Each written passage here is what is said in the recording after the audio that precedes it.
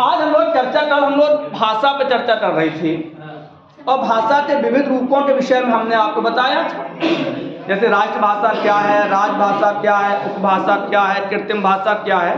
आज हम हिंदी भाषा का उद्भव की बात करेंगे। किसकी बात करेंगे?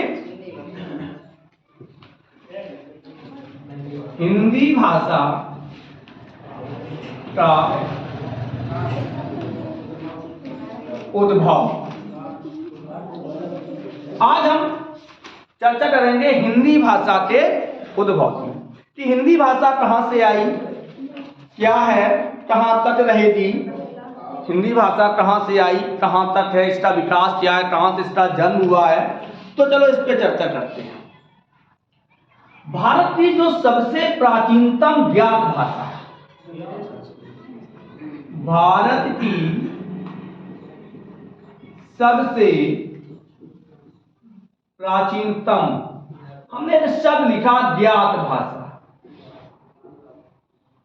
वो है आपकी भैया संस्कृत, जिसकी की लिपि है ब्राह्मी लिपि, और इसी से विकास हुआ था देवनागरी लिपि। आज प्रश्न आता है कि संस्कृत किसमें लिखी जाती है, तो देवनागरी में, और वर्तमान युग में सही भी है। लेकिन हमने बताया कि भारत की सबसे प्राचीनतम ज्ञात भाषा, क्योंकि उस समय हमारे यहाँ दो लिपियां विकसित थीं, एक तो ब्राह्मी लिपि थी और एक लिपि दूसरी थी आपकी, वो इधर हम लिखे दे रहे, चलो यहां लिखे दे रहे, खरोष्ठी लिपि। एक लिपि कौन थी? खरोष्ठी लिपि। लेकिन ये जो लिपि थी, किस भाषा की लिपि थी, इस पे आज तक चर्चा नहीं हो पाई। कोई कहता है कि खर माने गधे के होंठ जैसी लिपि थी, कोई कहता था गधे की खाल पे लिखी जाती थी, कोई कहता, मतलब तमाम विद्वान तमाम विचार। लेकिन हमने बताया कि भारत की सबसे प्राचीनतम ज्ञात भाषा संस्कृत थी, क्योंकि हम जानते थे इसकी लिपि ब्राह्मी लिपि है। कौन सी लिपि है? ब्राह्मी लिपि। हाँ, अशोक के कुछ शिलालेख खरोष्ठी में मिलते हैं।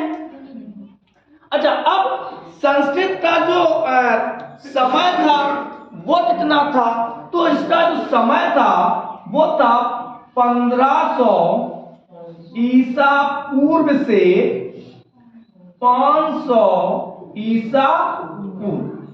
अच्छा, ईसा पूर्व का मतलब क्या होता है? ईसा मसीह से पहले का समय, सही है। तो संस्कृत उस समय, आज भी तमिलनाडु में गांव पड़ता है कांचीपुरम है, जिसमें आज भी संस्कृत बोली जाती है। तो इस संस्कृत के दो रूप होते थे। कितने रूप होते थे? दो रूप। एक थी लौकिक और दूसरी थी वैदिक।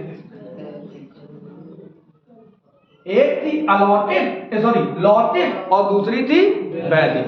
अच्छा, लौकिक और वैदिक में क्या अंतर है? देखो, लोट दान एक, वेद दान एक। लोट माने होता है संसार, जो साधारण बोलचाल की भाषा थी उसे हम लौकिक कहते थे। क्या कहते थे? लौकिक।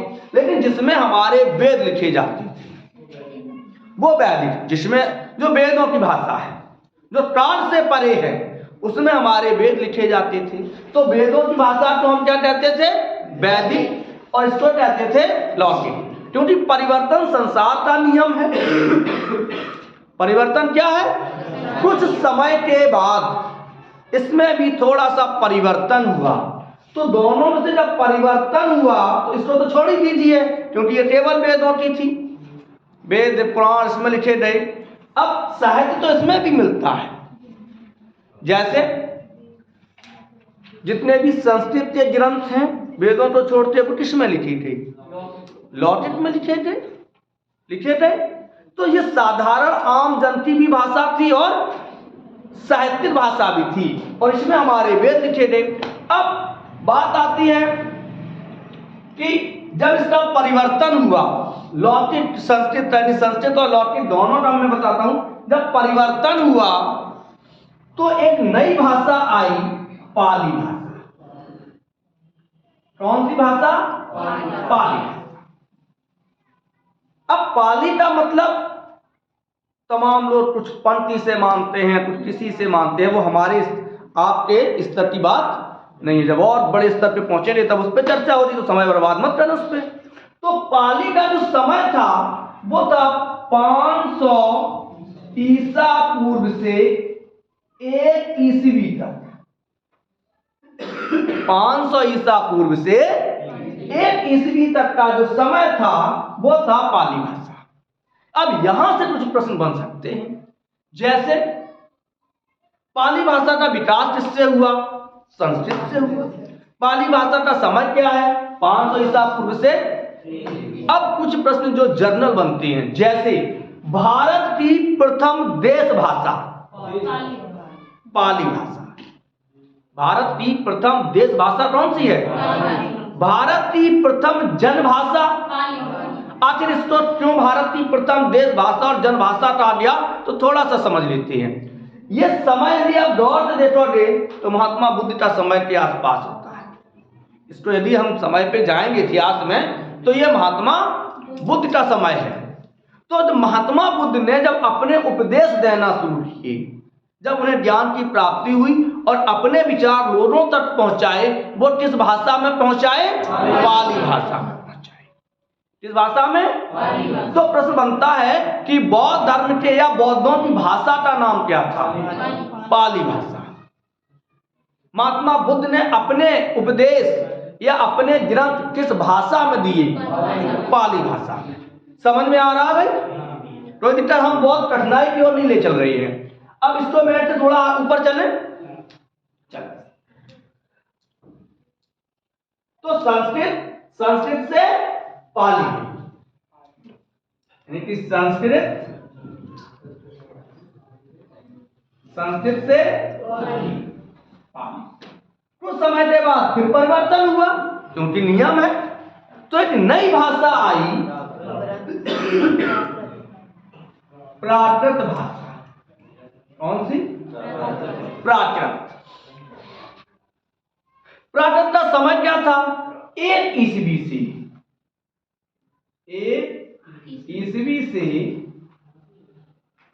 500 ईस्वी। 1 ईस्वी से 500 ईस्वी। सही है कि गड़बड़ है? नहीं, सही होना चाहिए, यही है।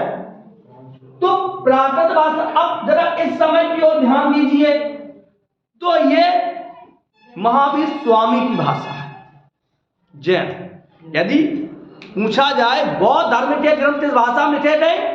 पाली भाषा में। तो जैन धर्म के ग्रंथ किस भाषा में लिखे गए? प्राकृत भाषा में। जैनियों की भाषा कौन सी थी? प्राकृत भाषा थी। क्या हो गया भाई? जो भाषा की बात कर रहे हैं, जन्म की नहीं। अब ये पता नहीं हमें, लेकिन जो समय है, जो किताबों में जो समय दिया गया है, हिंदी की बात करते हैं, वो इसी तरीके से है जो हमने आप लिखा 1 ईस्वी से 500 ईस्वी तक। और जैन धर्म के जो ग्रंथ लिखे गए हैं वो भी प्राकृत भाषा में। अब बात यदि यहां करते थे हम, तो 1 मिनट लिखिए। ये थी हमारी 500 ईसा पूर्व से 1 ईस्वी तक, यही तो थी भैया। तो समय अब इससे ऊपर तो बढ़ेगा नहीं, समय कहां आएगा? नीचे। अब उनका जन्म किस सन में हुआ? यदि पता है तो हमें बताओ। 540 ईसा पूर्व। तो इसका मतलब 540 ईसा पूर्व, इसका मतलब महात्मा बुद्ध के तुरंत बाद, जैन 40 वर्ष बाद जैन महावीर स्वामी का जन्म हुआ। 23 साल बाद हुआ। लेकिन उनके जो ग्रंथ लिखे गए, वो उसकी जो प्राकृत भाषा का जो समय मिलता है भैया, वो यहां मिलता है। प्राकृत का जो समय मिलता है वो यहां मिलता है। हम समय की बात कर रहे हैं, क्योंकि इधर प्रश्न आ जाए कि जैन धर्म के ग्रंथ किस भाषा में मिलते हैं, यदि हम पाली लिखते आते हैं तो प्रश्न गलत होगा। बताओ, होगा कि नहीं होगा? और यदि हम प्राकृत लिखते आते हैं तो प्रश्न सही होगा। इसका मतलब यहाँ पे वो हो या ना हो, उनके उपदेश, उनके विचार, उनके ग्रंथ किस भाषा में मिलते हैं? प्राकृत भाषा में मिलते हैं। अब थोड़ा सा और आगे बढ़ते हैं। प्राकृत के बाद आता है, इसे भारत की जन भाषा या पाली भाषा, पाली भाषा को भारत की प्रथम देश भाषा या जन भाषा कहा जाता है और बौद्धों की भाषा कहा जाता है। हम पाली को जैनियों की भाषा नहीं कह सकते। अगर आ जाए शुद्ध पिटक ग्रंथ किसमें लिखा गया? पाली भाषा में, वो बौद्ध धर्म से है। और जैन धर्म का कौन सा ग्रंथ है? श्वेतांबर नहीं, ये तो उससे है बौद्धों की।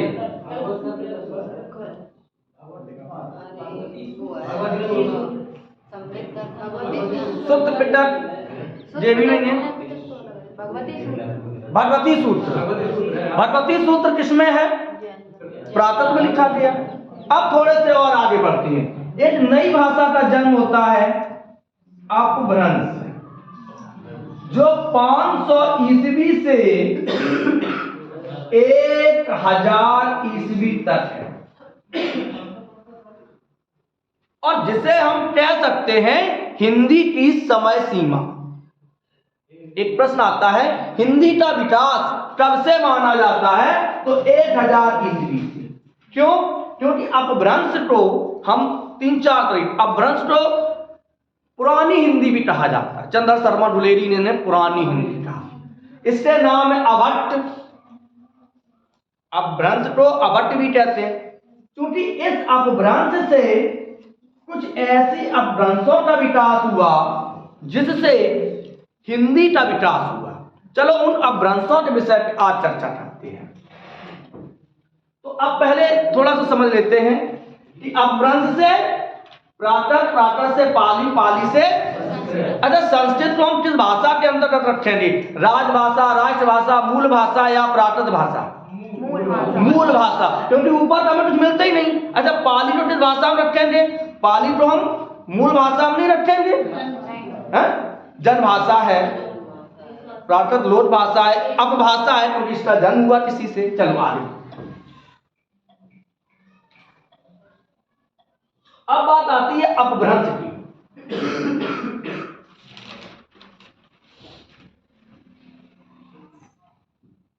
अपभ्रंश, अपभ्रंश से कुछ अपभ्रंशें विकसित हुई। देखिए हम उन अपभ्रंशों की बात करेंगे क्योंकि हमारी ये जो हेडिंग है वो है हिंदी भाषा का उद्भव। हम किन अपभ्रंशों की बात करेंगे? केवल ऐसी अपभ्रंशें जिससे हिंदी का विकास हुआ। शेष अपभ्रंशों के विषय में हमें कोई चर्चा नहीं करनी है। तो सबसे पहली है आपकी सौरसेनी अपभ्रंश। सौरसेनी अपभ्रंश। फिर है अर्ध मागधी अपभ्रंश। फिर है मागधी अपभ्रंश। फिर है उप नागर अपभ्रंश। और छठवीं है आपकी, सॉरी पांचवी है दद ठस अपभ्रंश। इसके अलावा भी है ब्राचर अपभ्रंश।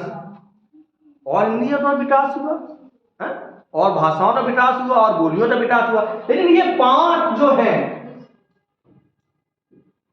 5 अपभ्रंश, सौरसेनी, अर्धमागधी, मागधी, उपनागर और ददठस, इनसे हिंदी का विकास हुआ। किसका विकास हुआ?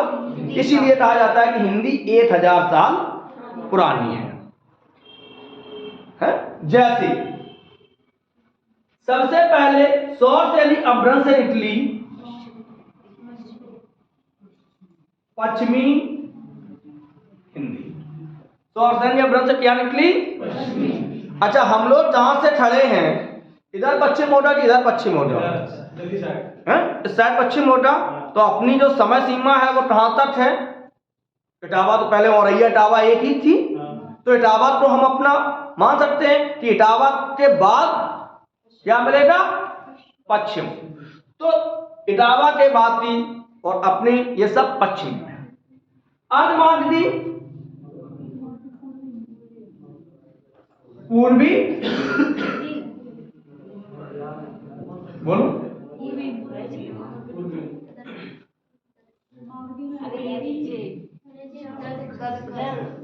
हाँ, गलत लिखा, हम समझे आप कुछ गलत कह रहे हैं। जोर से बोलो। पूर्वी हिंदी, हम लोग जहां खड़े हैं इधर पूरब है तो पूर्वी हिंदी। फिर आता है बिहारी हिंदी। बिहारी हिंदी कहां से, किस अभ्रंश से निकली? मालवी अभ्रंश। उपनागर राजस्थानी हिंदी। और फिर आता है दक्षस अपभ्रंश जिससे निकली पहाड़ी हिंदी। अब एक प्रश्न बनता है, हिंदी की कितनी उपभाषाएं हैं? हिंदी की कितनी उपभाषाएं हैं? तो पश्चिमी हिंदी, पूर्वी हिंदी, बिहारी हिंदी, राजस्थानी हिंदी और पहाड़ी हिंदी। एक पश्चिमी हिंदी, दो पूर्वी हिंदी, तीन बिहारी हिंदी, चार राजस्थानी हिंदी और पांच पहाड़ी। प्रश्न बन गया कि भारत में हिंदी की कितनी उपभाषाएं हैं? 5। भारतीय संविधान में कितनी भाषाएं हैं? 22। और एक प्रश्न और आता है जो अधिकतर लोगों को गलत होता है कि भारतीय संविधान में बोलियों की संख्या कितनी है? 18। तो हम 18 बोलियों को पहले यहां लिखें, फिर उन पे चर्चा करेंगे। कैसा रहेगा? चलो, तो सबसे पहले मैं 18 बोलियां लिखता हूं। ये अपभ्रंश में है, अपभ्रंश में है। तो जो बोलियां हैं, जो भाषाएं हैं, वो पहली है कौन सी? पश्चिमी हिंदी। पश्चिमी हिंदी की कितनी बोलियां हैं? 5। पश्चिमी हिंदी कितनी बोलियां हैं? 5। कौन कौन सी हैं? सबसे पहले देखिए बांजरू, ध्यान से समझना, बांजरू, कौरवी, फिर आती है ब्रज, फिर आती है कन्नौजी, और फिर आती है आपकी बुंदेली। अब बांजरू को कहते हैं हम हरियाणवी। बांजरू क्या कहेंगे? हरियाणवी। कौरवी को कहेंगे हम खड़ी बोली। शेष भाषाएं ऐसी हैं। अब कोई पूछ दे कि बुंदेली किस वर्ग की बोली है, तो पश्चिमी हिंदी की। पश्चिमी हिंदी का जन्म किससे हुआ? सौरसेनी अपभ्रंश से। सौरसेनी अपभ्रंश का जन्म किससे हुआ? प्राकृत से। प्राकृत का जन्म किससे हुआ? पाली का जन्म किससे हुआ? संस्कृत का जन्म किससे हुआ? कोई पता नहीं। तो संस्कृत मूल भाषा हो गई और ये हमारी उपभाषा हो गई। तो पश्चिमी हिंदी से कितनी बोलियां निकली? अगर ऑप्शन आ जाए कि पश्चिमी हिंदी की बोली है, और 3 ऑप्शन है, हरियाणवी आपने पढ़ा होगा, हरियाणवी जरा कौन सा हो गया? यदि पूछ दिया जाए कि बांजरू को जाना जाता है किस नाम से? हरियाणवी। कौरवी को जाना जाता है खड़ी बोली से। अब दूसरी, अब इस पे डिटेल पे चर्चा होगी, अभी इस पे डिटेल पे चर्चा होगी। अगला है पूर्वी हिंदी। इससे 3 बोलियां विकसित हुई। कितनी हुई? 3 बोलियां। ये बोलियां हैं, इन्हें हम भाषा नहीं कह सकते, इन्हें क्या कहेंगे? बोलियां। अब पूर्वी हिंदी से 3 बोलियां विकसित हुई। कौन कौन सी? सबसे पहले अवधी, अवध में राम आए हैं। राम किस बोली के थे? राम का जन्म किस क्षेत्र में हुआ था? अवध क्षेत्र में कौन सी बोली बोली जाती है? अवधी। तुलसीदास ने रामचरितमानस की रचना किसमें की? कबीर किस भाषा के कवि थे? अवधी के। कबीर की बोली को क्या कहा जाता था? तो सदुटड़ी या पंचमेल खिचड़ी। अवधी के बाद आता है बघेली। बघेली, अवधी के बाद बघेली, और बघेली के बाद छत्तीसगढ़ी। छत्तीसगढ़ राम की ननहाल थी। हाँ, छत्तीसगढ़ राम का ममाना था। अच्छा, छत्तीसगढ़ की राजधानी कहाँ है? सौरभ बताए।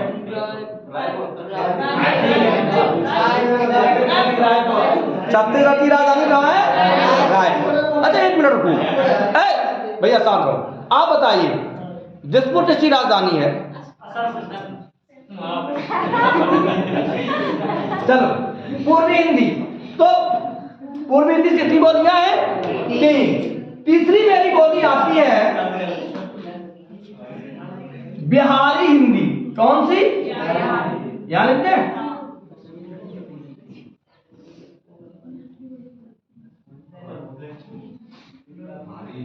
बिहारी हिंदी। इससे भी 3 बोलियां विकसित हुई। सबसे पहली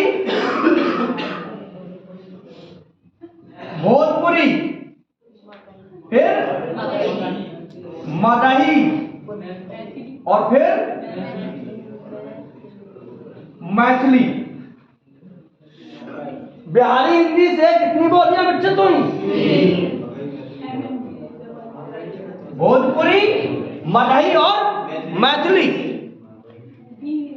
भोजपुरी, मगही और मैथिली, ये कहां की है? बिहारी हिंदी की।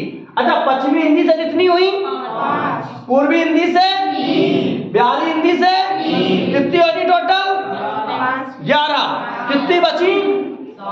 7। फिर आती है आपकी राजस्थानी हिंदी। इससे कितनी बोलियां हैं? 4। कितनी बोलियां हैं? 4। कौन कौन सी हैं? जयपुरी, मालवी, मेवाती, मारवाड़ी। कितनी है? 4। अब प्रश्न हम दे दें कि मालवी बोली है किसकी? राजस्थानी की। अवधी बोली नहीं है। ऑप्शन में चलो, पश्चिमी हिंदी, राजस्थानी हिंदी, पश्चिमी हिंदी। हाँ, बिल्कुल सही। चलो आगे बढ़ते हैं। अब कितनी होती? 5, 3, 8, 3, 11, 4, 15। कितनी बची? अगर हम 3 बोलियां और कर दें, कहां कर दें? ये दिखाई दे रहा है? 3। चलो, कितने ही रह जाएगा? जो घेरा बनाए दो हमने, ये है पहाड़ी हिंदी। पहाड़ी हिंदी, और इससे कितनी बोलियां विकसित हुई? 3। कौन कौन सी? नेपाली, कुमायूनी और गढ़वाली। अब एक प्रश्न यहां ध्यान देना कि पहाड़ी हिंदी को हम 2 भागों में विभाजित करते हैं, पूर्वी पहाड़ी और पश्चिमी पहाड़ी। पूर्वी पहाड़ी और पश्चिमी पहाड़ी। पूर्वी पहाड़ी से नेपाली, और पश्चिमी पहाड़ी से कुमाऊनी और गढ़वाली। तो अगर प्रश्न आ जाए कि पहाड़ी हिंदी की कितनी बोलियां हैं? 3, और पहाड़ी हिंदी को कितने वर्गों में विभाजित किया जाता है? तो 2, पूर्वी पहाड़ी और पश्चिमी पहाड़ी। अब देखो भारतीय संविधान कितनी बोलियां हैं? जहां में गिनो 18 हो रही हैं। बांजरू, टोरवी, ब्रजभाषा, कन्नौजी, बुंदेली, अवधी, बघेली, छत्तीसगढ़ी, भोजपुरी, मगही, मैथिली, गढ़वाली, कुमाऊनी, नेपाली, मारवाड़ी, मेवाती, मालवी, जयपुरी। 18 बोलियां हैं। भारतीय संविधान की कितनी बोलियां हैं? 18। क्लियर हो गया? अब एक बार ऊपर से पूरा नीचे तक, जैसे भारत की सबसे प्राचीनतम भाषा संस्कृत। संस्कृत की लिपि देवनागरी। अब देवनागरी लिखी जाती है, पहले किसकी है? ब्राह्मी। तो संस्कृत की लिपि ब्राह्मी। तो ऑप्शन एक ही आएगा। हाँ, अब हिंदी की लिपि देवनागरी। भारतीय संविधान में हिंदी का जिक्र या हिंदी की चर्चा कहां पर, किस अनुसूची में मिलती है? 8वीं अनुसूची में। 8वीं अनुसूची के किस अनुच्छेद से किस अनुच्छेद तक? तो 343 से 351 तक। दूसरी, भारतीय संविधान में बोलियों की संख्या कितनी है? 18। सबसे अच्छा, पाली का विकास किससे हुआ? पाली का विकास किससे हुआ? संस्कृत से। भारत की प्रथम देश भाषा पाली। अशोक के शिलालेखों की भाषा पाली। भारत की प्रथम देश भाषा, भारत की प्रथम जन भाषा, बौद्ध धर्म की भाषा महात्मा बुद्ध ने अपने उपदेश भाषा में दिए, पाली भाषा में। पाली से कौन सी भाषा का जन्म हुआ? प्राकृत। जैन धर्म के ग्रंथों की भाषा प्राकृत। प्राकृत से किस भाषा का जन्म हुआ? अपभ्रंश। अपभ्रंश से हिंदी के लिए कितनी अपभ्रंशें विकसित हुई? 5। कौन कौन सी? सौरसेनी, मागधी, अर्धमागधी, दक्षास, उपनागर। सबसे पहले सौरसेनी से किस उपभाषा का जन्म हुआ? पश्चिमी हिंदी से। पश्चिमी हिंदी की कितनी बोलियां हैं? 5। कन्नौजी किस वर्ग की बोली है? बांजरू को क्या कहा जाता है? टोरवी का विकास या टोरवी को किस उपनाम से जाना जाता है? खड़ी बोली। हिंदी की मानव भाषा का विकास किससे हुआ? खड़ी बोली से। मानव भाषा का विकास किससे हुआ? खड़ी बोली से। अवधी किस वर्ग की बोली है? पूर्वी हिंदी। अवधी किस वर्ग की बोली है? पूर्वी हिंदी। रामचरितमानस किस भाषा में लिखी गई? अवधी भाषा में लिखा गया पहला ग्रंथ। गलत। मुल्ला दाऊद की चंदायन। अवधी भाषा में लिखा गया पहला ग्रंथ कौन सा है? मुल्ला दाऊद की चंदायन। अभी चर्चा होगी इस पे, अभी तो केवल आपको याद लाने के लिए रफी किए दे रहे हैं। बिहारी हिंदी से कितनी बोलियां विकसित हुई? 3। कौन कौन सी? भोजपुरी, मैथिली और मगही। विद्यापति तो किस भाषा के कवि हैं? मैथिली के। राजस्थानी से कितनी बोलियां विकसित हुई? 4। कौन कौन सी? तो आज आपने हिंदी की उपभाषा उपबोलियां पढ़ी। भारतीय संविधान में 18 बोलियां हैं और हम इन पे छोटी सी, इनके क्षेत्र पे छोटी सी चर्चा कल कर लेंगे। तब तक के लिए प्रेम से बोलो राधे राधे।